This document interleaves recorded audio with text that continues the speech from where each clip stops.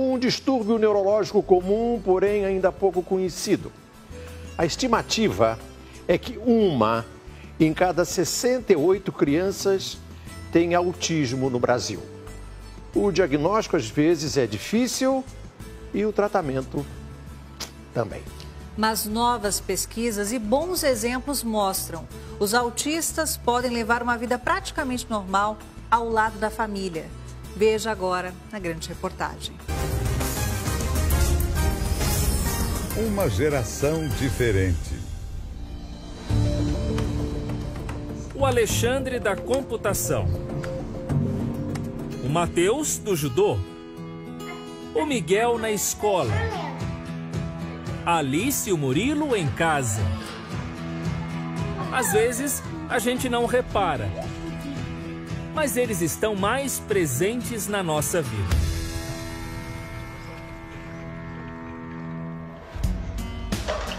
Estes são os gêmeos Murilo e Alice. Oi. Eles têm 2 anos de idade. Oi, Murilo, vem cá. Como a maioria das crianças, ficam tímidos na frente das câmeras e de desconhecidos. Gostam de brincar e são curiosos. Esse tem que encaixar aqui, ó. Aqui, ó. Mas algo além da curiosidade passou a chamar a atenção da mãe. O primeiro sinal do Murilo que me chamou muita atenção era o que a gente chamava de audição seletiva. Quando nós chamávamos por ele, ele não olhava. Mas se eu ligasse o desenho, se estivesse aqui ou na sala ou no celular, ele ia buscar o som onde estivesse. Então a gente tinha certeza que ele ouvia, mas ele selecionava em que momento ele dava atenção ou não. Depois de uma semana, é Alice quem começa a manifestar comportamentos diferentes. Alice parou de fazer contato visual, parou de atender ao ser chamada. Ela passou a fazer movimentos repetitivos e andar na ponta dos pés. São sintomas que, junto com uma análise clínica, levam a um diagnóstico: autismo. Foi pânico e foi um alívio enorme, porque eu não estava doida. Porque o que eu estava vendo estava acontecendo mesmo. O autismo é um transtorno neurológico que impacta diretamente no comportamento. Dificuldade de interação social e de fixar o olhar. Movimentos repetitivos. Sensibilidade a certos sons. Atraso na fala e hiperfoco são alguns dos sinais. Em alguns autistas, o hiperfoco é tão intenso que se transforma em habilidades surpreendentes. É o caso de um menino norte-americano de 11 anos. Ele desenhou um mapa mundi de cabeça.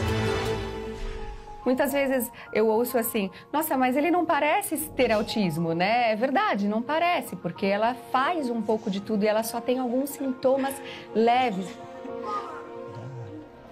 Conviver com pessoas que estão dentro do que os especialistas classificam como espectro autista é cada vez mais comum. A Organização Mundial da Saúde usa a estatística de uma para cada 160 pessoas em média. Mas aqui no Brasil, a comunidade médica fala num número que chama ainda mais atenção: 1 em 68. É como se num ônibus lotado como esse, pelo menos uma pessoa tivesse traços de autismo. Com os avanços da ciência, hoje se sabe que aquele grau de autismo severo, estereotipado, como no filme Rain Man, é raro. Essas pessoas ainda existem, é claro, mas é a grande minoria. A maioria das pessoas com autismo são pessoas que têm só alguns traços, alguns sinais. Mesmo assim, receber o diagnóstico de autismo ainda causa medo. Pânico, literalmente. Eu desconfiava. Em função de tudo que a gente já estava vendo, eu desconfiava, mas ouvir, né, ter certeza. E é difícil de aceitar. Você pensa que seu filho não vai fazer nada, o que vai ser, né? Sem certeza. A boa notícia é: Eles levam uma vida normal, com dificuldades, como acontece com tanta gente, mas com muitas alternativas. O diagnóstico. Se você suspeita que seu filho tem autismo, há um primeiro teste para saber se a criança está ou não no grupo de risco. É um questionário chamado MChat, que está disponível na internet. O seu filho já apareceu muito sensível ao barulho? O seu filho o imita? O seu filho responde quando você o chama pelo nome? O seu filho olha para você no olho por mais de 1 segundo ou 2? Parte do princípio que se você tiver um determinado número de negativas às perguntas que ele faz, essa criança tem que ser considerada de risco. Mas é importante lembrar, o teste não fecha o diagnóstico. O diagnóstico é muito mais complexo do que isso, mas levanta a possibilidade. A ciência estuda outros diagnósticos. Na semana passada, pesquisadores italianos e ingleses revelaram que estão desenvolvendo um exame de sangue que pode detectar o transtorno.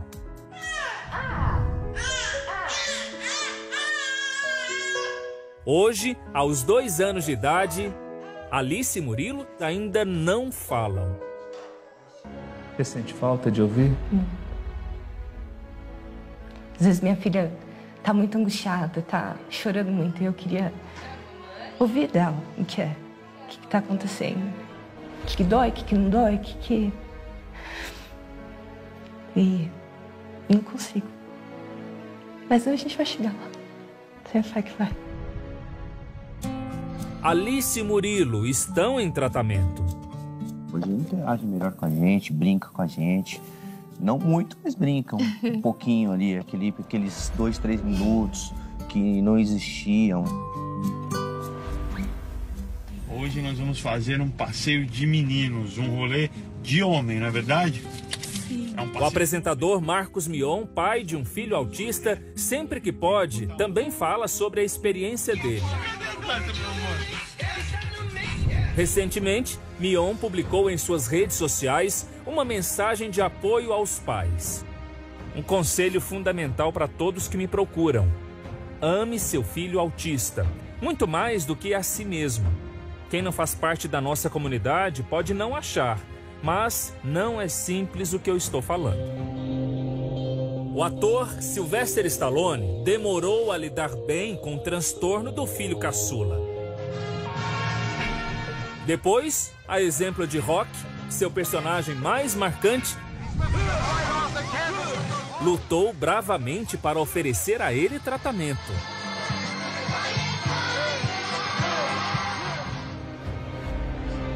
Camila elegeu um hino para simbolizar o que eles vivem, Infinito Particular, da Marisa Monte.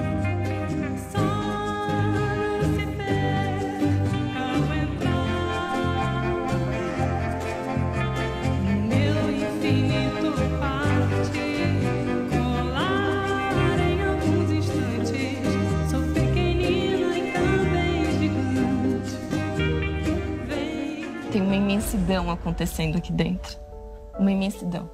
De sensações, de emoções, de gratidão, de tudo.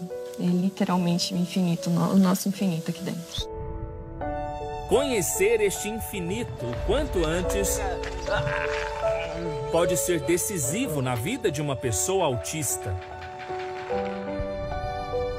Mateus tem 5 anos.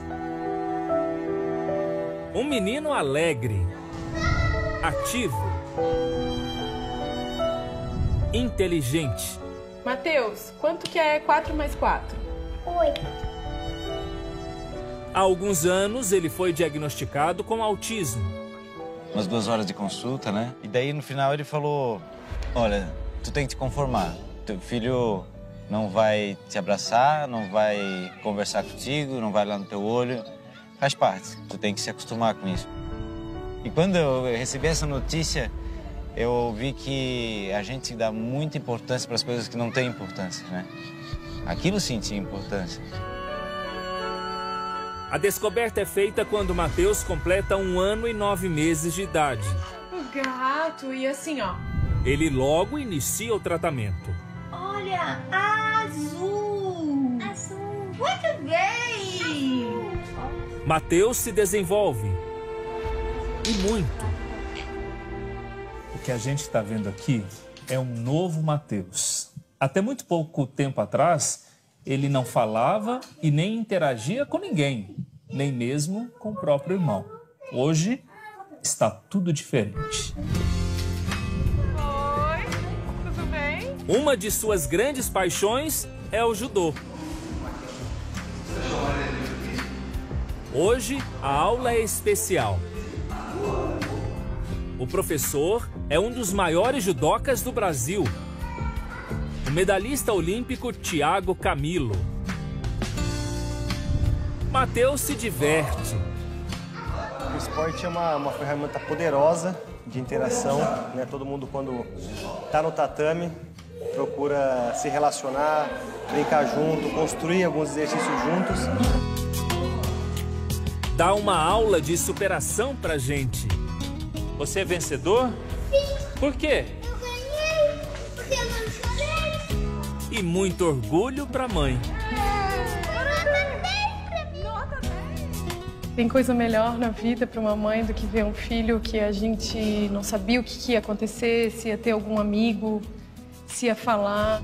Que hoje em dia ele vem correndo, dá beijo, abraça. Todo dia é um milagre. Todo dia eu agradeço a Deus. Você conseguiu. O que você mais gosta de ouvir o Matheus falando?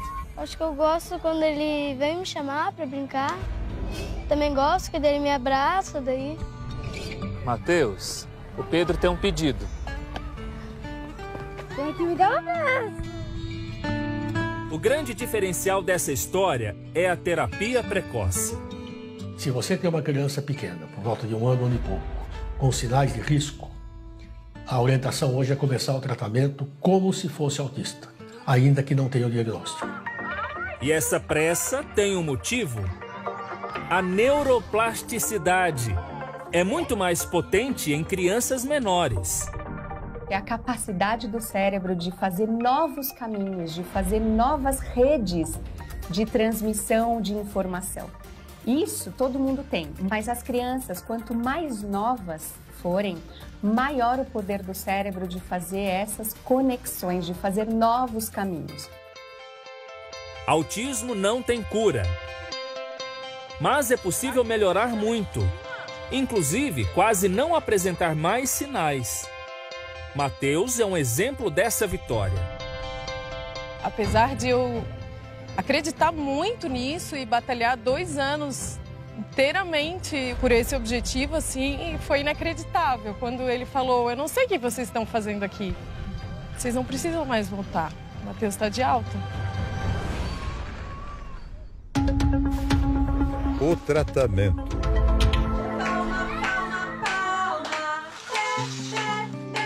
Mas afinal, como funciona esta terapia? A terapia parece uma brincadeira. Quem olha de fora vê a criança se divertindo em alguns momentos. Esta brincadeira é intencional. E o objetivo é atingir as áreas do cérebro que precisam ser estimuladas. O cérebro de todas as pessoas é dividido em várias áreas responsáveis pela linguagem, atenção, socialização. Todas elas se relacionam, se conectam. As informações que recebemos são passadas de um neurônio a outro através de um processo chamado sinapse. Na pessoa com autismo, essas sinapses não recebem as informações da mesma maneira que um cérebro padrão. Pode haver atraso ou uma superestimulação. Este grupo encontrou nas terapias um caminho de esperança. É cansativo, mas é o melhor resultado que a criança pode ter. Você vai conhecendo mais, você vai conhecendo seu filho, se tranquilizando com o tratamento e vê que não é tão complicado assim. Você tem esperança?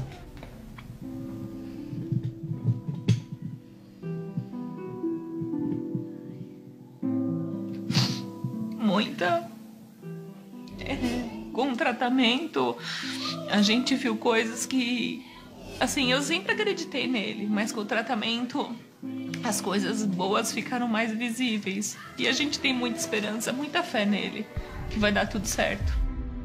O tratamento é caro e varia de acordo com as necessidades da criança.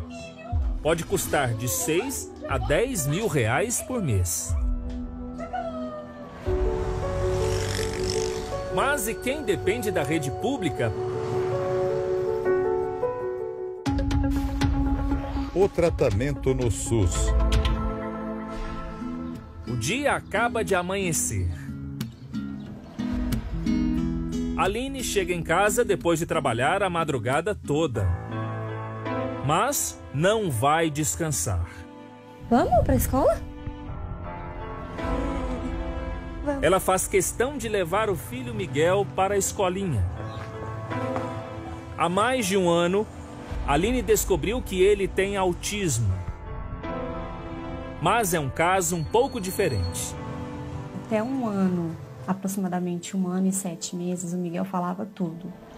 Ele formava frases e ele conseguia se comunicar com a gente. Quando chegou no mais ou menos aproximadamente 1 ano e 8 meses, ele acordou totalmente sem falar mais nada. Existe uma porcentagem de crianças dentro do espectro do autismo, em torno de 1/3, que se desenvolveram normalmente até uma certa idade e, a partir dessa idade, perdem suas habilidades, tanto do ponto de vista de comunicação, como do ponto de vista de interação social. O autismo pode se manifestar de diversas maneiras. A causa ainda é um mistério para a ciência. Existem possíveis causas, né, suspeitas de por que existe a causa do autismo. De uma forma geral, eu diria para você que, sem dúvida, a causa é genética. Agora, qual é exatamente a genética que leva ao autismo? Provavelmente tem uma genética por trás que a gente ainda não conhece. Aline e Guilherme procuram ajuda em um posto de saúde da rede pública. O primeiro contato, segundo eles, é traumático. E a gente falou que do dia pra noite apresentou esse regresso na fala e ele olhou pra mim e falou que era a chupeta. Que eu deixava ele com a chupeta e a chupeta que tava fazendo isso. E não foi desse jeito que eu tava falando pra você. Ele falou gritando, ele falou alterado mesmo. Você saiu de lá sem ajuda. Arrasado. Em nota, a assessoria da Secretaria Municipal de Saúde diz que o paciente não apresentava regularidade nas consultas, o que inviabilizou qualquer hipótese diagnóstica para autismo. Como que a gente ia passar com um médico novamente que tratou a gente daquela forma? Os pais de Miguel encontram ajuda em uma ONG. É lá que o diagnóstico de autismo aparece. Foi quando ela entregou o papel para mim. E agora, o que eu faço? Por enquanto, o único tratamento é a escolinha. Ele precisa de um atendimento individualizado, de olhar para a necessidade dele em cada momento da vida. A escola que aceita essas crianças tem que ser capacitada a lidar com eles, porque eles não aprendem do mesmo jeito que as crianças típicas. Apesar da falta de recursos, a Aline e o Guilherme conseguiram diagnosticar cedo o filho. Como aconselham os médicos? Mas, e quem só descobre o autismo mais tarde? O autismo na vida adulta. Alexandre é consultor de TI, Tecnologia da Informação. Aos 42 anos, já se formou em administração faz tempo, tem uma filha e é casado. Sempre foi considerado um sujeito quieto, caladão. Eu gostava de ficar sozinho, eu me divertia sozinho, eu ficava olhando as coisas, eu ficava prestando atenção, analisava as coisas, não queria ficar com as pessoas. Até um dia descobrir que isso tem um motivo. Eu descobri meu autismo muito tarde, foi em 2016 que eu fiquei sabendo que eu tinha autismo. Eu fiz uns 2 anos de acompanhamento com psiquiatra, psicólogo. Hoje, diagnosticado autista, ele faz terapia e já nota avanços. Alguns anos atrás você daria essa entrevista para nós? Não, acho que não conseguiria dar essa entrevista. Não teria como eu consegui dar. Por quê? Eu tinha vergonha, tinha medo, né? Eu ficava muito, já me esconderia, já ficava em outro canto, já mudaria de sala, já. No trabalho, ele consegue interagir normalmente com as pessoas. E até prepara o café para os colegas. Alguém quer café aí? Alexandre faz parte de uma empresa que treina autistas para o mercado de trabalho. O desafio é muito grande no Brasil, porque é um projeto muito novo, né? E ainda existe muito desconhecimento por parte das empresas do potencial que as pessoas com autismo possuem. O exemplo dele serve também como um conforto para muitas famílias que lidam com este desafio. Tenho minhas dificuldades, sei, mas vou enfrentando. Com as habilidades que eu tenho, vou superando essas dificuldades. O Alexandre, o Miguel, o Matheus e tanta gente como eles ensinam a gente que, ao contrário do hino escolhido pela mãe do Murilo e da Alice,